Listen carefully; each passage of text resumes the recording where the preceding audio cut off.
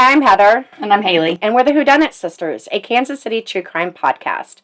This episode is on the disappearance of Josephine Scott. She has been missing for 67 years. She lived in Chillicothe, Missouri, and in my opinion, I really believe that she was murdered, and I would love to hear what you guys think about it, and just drop us a line, leave a comment, and tell us what you think. Josephine Scott was 53 years old. She was frail. She had arthritis. She couldn't walk very well, and she also had trouble speaking, and she was shy, so she didn't leave her home often. She lived with her older sister, Ruth, and Ruth's 17-year-old son, Millard. In the days leading up to Josephine's disappearance, Ruth was hospitalized. Her sister Ruth was hospitalized for having a throat infection. So that left Josephine home alone with Millard, who was a senior in high school. Now, according to police reports, on January 4th, 1957, Millard left for school at 9 a.m. When he came back home at 4:30, Josephine was gone. By 9 o'clock, when she still hadn't come home, he called police and reported her missing. Police came out to the house. There was no sign of disturbance, and Ruth was still in the hospital, and they had Ruth come out to the house to see if anything was missing. Josephine's purse was there, but Josephine's red shoes were gone, a light blue jacket was gone, and a headscarf. So it's like she just went out briefly, maybe for a walk or something. Possibly, right. That's what it seems like. So police interviewed the neighbors, and the neighbors said they hadn't seen Josephine in days. And because of her frail condition, she rarely left the house. But according to Millard, she often took short walks. So police brought Millard in for questioning, and they had him take a lie detector test, and it was proven that he had no knowledge of where Josephine was. A week later, Ruth dies. His mom dies from throat cancer. So Millard then moves in with neighbors.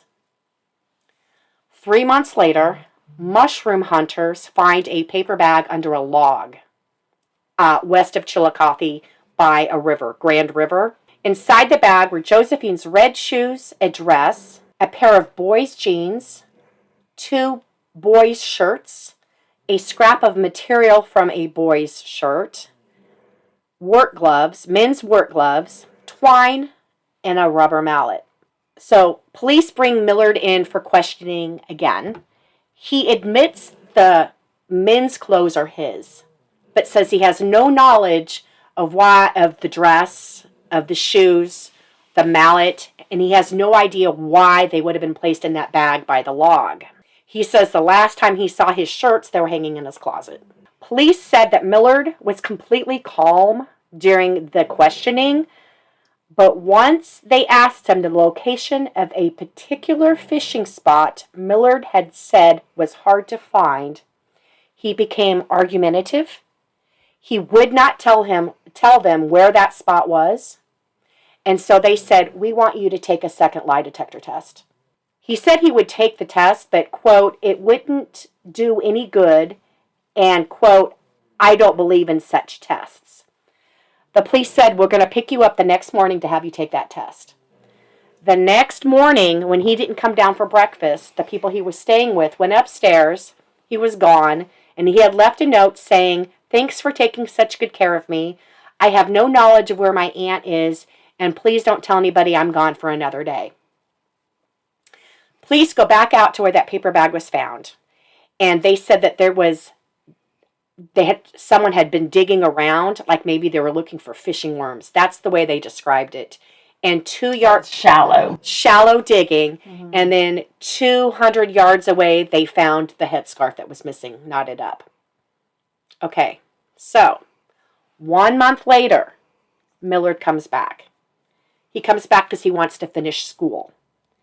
He lawyers up, refuses to answer any questions, refuses to take a second lie detector test, and when asked where he was, smiles and says it's a secret. 7 years later, Millard has Josephine declared dead. Now, her estate is divided up between Josephine's 2 living sisters and Millard. Josephine's estate, she owned 2 rental properties in Harrisonville, 205 acres of farmland in Cass County, almost $22,000 in bonds, and a bank account, all estimated at being worth $60,000, which today would be over $600,000. So it was divided up between Millard and the 2 living sisters. In 1981, Millard died. Millard was a patient at Western Missouri Mental Health Center in Kansas City. And according to a newspaper report, Millard escaped from the mental hospital wearing pajamas at 1:30 in the morning, and a couple hours later, his body was found underneath a bridge at 22nd in Baltimore, and he had fallen 35 feet to his death. Now, something else that I had looked into is, remember that it was Josephine lived with Ruth, who is a widow, and Millard. So I looked into Ruth's husband. Ruth's husband died when Millard was 9 from suicide. So I looked up newspaper reports, and apparently Ruth's husband, Ruth, and Josephine were riding in the car. Josephine was in the back seat, and the husband and wife got into an argument, and then the husband drove the car off the road, and it went down into an embankment, and the husband and Ruth bailed out. Josephine couldn't bail out because she was in the back seat. She didn't get hurt, but that caused Ruth to leave her husband. So Ruth, Josephine, and Millard moved out, and then a few days later, the husband commits suicide. Which has no bearing on this case. It's just the fact that maybe with him maybe being a little mental unstable, and then with Millard having some mental instability, in my opinion, I think Millard killed his aunt. I mean, that's how I look at it.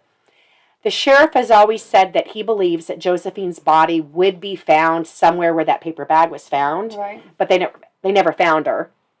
And they think that whoever did this is someone who would know that area, would be in that area. But because there was no body found, they couldn't look into it as a murder, so basically the case went stagnant. I think Millard killed her and put her body somewhere in that, wherever that mysterious fishing hole was, fishing spot that he liked.